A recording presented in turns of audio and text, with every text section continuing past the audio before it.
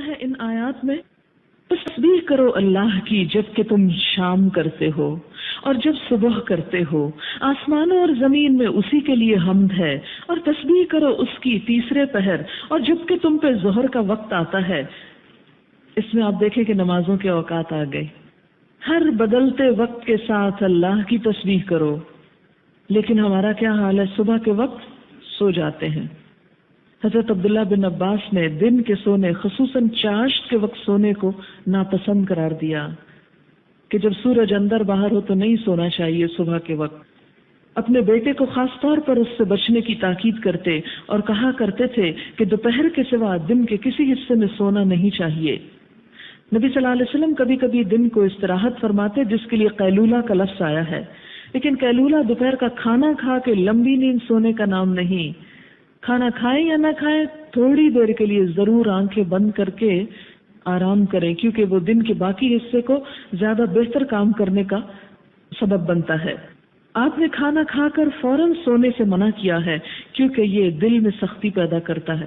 اچھا، ریسنٹلی مجھے کسی نے بتایا وہ یہ کہ اگر کھانا کھاتے ہی انسان سو جائے تو دل کی بیماری بھی پیدا ہوتی ہے، فزیکلی بھی دل کی بیماری کا اندیشہ ہے، اور نبی صلی اللہ علیہ وسلم نے روحانی طور پر بھی دل کی سخت ہونے کی بات فرمائی ہے۔ آپ دیکھیں کہ یہاں پر ہر بدلتے لمحے میں اللہ کا ذکر کرو۔ نمازوں کے اوقات آپ دیکھیے، سورج نکلنے سے پہلے کے وقت میں نماز پڑھو، پھر ایک سورج نکل آتا ہے اور آپ دیکھیں کہ دوپہر تک خوب پیک پہ پہنچ جاتا ہے، پھر ڈھلے نماز پڑھو، پھر اس کے بعد عصر کے وقت ایک اور ڈھلان ہوتی ہے اس کی، پھر نماز پڑھو، پھر اس کے بعد مغرب ہو جائے پھر نماز پڑھو، اندھیرا ہو جائے پھر نماز پڑھو۔ کیوں؟ اس لیے کہ ایک ہی وقت میں ساری نمازیں نہیں، کیونکہ یکسانیت بوریت ہو جاتی۔ پھر آپ دیکھیں کہ وقت کی تبدیلی کے ساتھ ساتھ اللہ کو یاد کرنا جاری رکھو، کسی بھی وقت اس کو بھولو نہیں، ہر چیز کے کنارے پہ۔ پھر اسی طرح انسان کو یہ یاد رہے کہ ہر چیز بدل جاتی ہے، اللہ کی یاد نہیں بدلتی، وہ اپنی جگہ قائم ہے۔ آپ دیکھیں کہ جب تبدیلی وقت ہوتا ہے تو سائیکولوجیکل پریشر انسان پہ بڑھتا ہے، خاص طور پر مغرب کے وقت، عصر کے وقت۔ آپ دیکھیں کہ جب ٹائم چینج ہو رہا ہوتا ہے نا، تو انسان کے اوپر ایک خاص قسم کی کیفیت آ رہی ہوتی ہے، تو اس وقت میں کیا کر، جب وہ تبدیلی آ رہی ہو تو اللہ کی عبادت میں مشغول ہو جاؤ، تاکہ نہ بوریت ہو نہ ڈپریشن ہو۔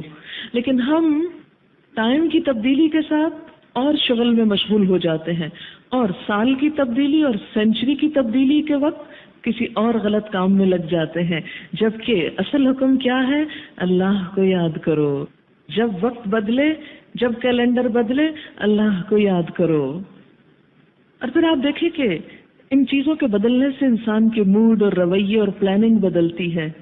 تو جب کوئی بھی کام اللہ کی یاد میں کیا جاتا ہے اوقات کے بدلنے کے ساتھ، تو انسان زیادہ انرجیٹک محسوس کرتا ہے، پھر اس کے اوپر حسرت و یاس نہیں آتی۔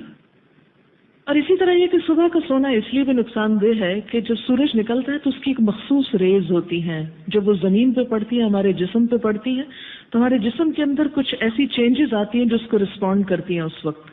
اور اس وقت اگر انسان سو رہا ہوتا ہے، جب بالکل اٹھنے کا اور پرندوں کے ساری مخلوق کے جاگنے کا وقت ہوتا ہے، اس کو ہم جب سو کے گواتے تو ایک نحوست سی طاری ہوتی ہے۔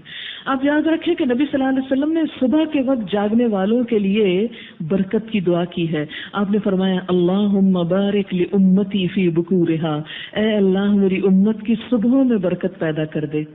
تو اپنے اوقات اس طرح رکھیے سونے کے کہ جس میں صبح کا وقت آپ کے اچھے اچھے کاموں کی نظر ہو، اچھے اچھے کام کریں۔ اب بہت سے لوگ کورس کرنا چاہتے ہیں لیکن صبح کی نیند کے ہاتھوں پریشان ہے کہ اٹھ نہیں سکیں گے تو آئیں گے کیسے۔ آپ دیکھیں کہ قبر میں جا کے سونا ہی ہے نا، سوتے ہی رہنا اور کوئی کام نہیں رہے گا سوائے سونے کے۔ وہاں موت نیند کی بہن ہے، تو نیند موت سے ملتی جلتی چیز ہے۔ اگر نیند بہت پیاری ہو تو میں اپنے آپ کو ہمیشہ یہی کہتی ہوں کہ مر کے تو سونا ہی سونا ہے نا، یہی تو کام کا وقت دیا گیا ہے، ابھی تو اٹھ سکتی ہوں، اس وقت تو اٹھ بھی نہیں سکوں گی، اس لیے چلو اٹھو کچھ کر لو، چھوڑو سونا کچھ کر لو، کیونکہ یہ کرنے کا وقت ہے، یہ ختم ہو گیا تو کچھ نہ کر سکیں گے۔ اور پھر آپ دیکھیں کہ اگر اللہ کے لیے صرف 1 سال آپ نہ سوئیں اور دل کی نہ مانے تو کوئی بڑا نقصان نہیں۔ آپ دیکھیں گے کہ آپ کی صحت، آپ کی مصروفیت، آپ کا سب کچھ بدل جائے گا اور زیادہ بہتر خوشی محسوس کریں گے۔ اب سو کے وقتی طور پہ نفس کی خواہش تو پوری ہو جاتی ہے، لیکن اس کے بعد جو ڈپریشن آتا ہے اور جو فکر اور غم آتے ہیں وہ انسان فیس نہیں کر سکتا، اس کے نتیجے میں کمزور سے کمزور ہوتا چلا جاتا ہے، اور پھر اس کا علاج ہم ٹرنکلائزرز میں ڈھونڈتے ہیں جو علاج نہیں ہے۔ فرمایا پس تسبیح کرو اللہ کی جب کہ تم شام کرتے ہو، جب تم صبح کرتے ہو۔ اس میں صبح شام کی جو دعائیں آپ کو دی گئی ان فولڈرز میں وہ بھی پڑھا کریں۔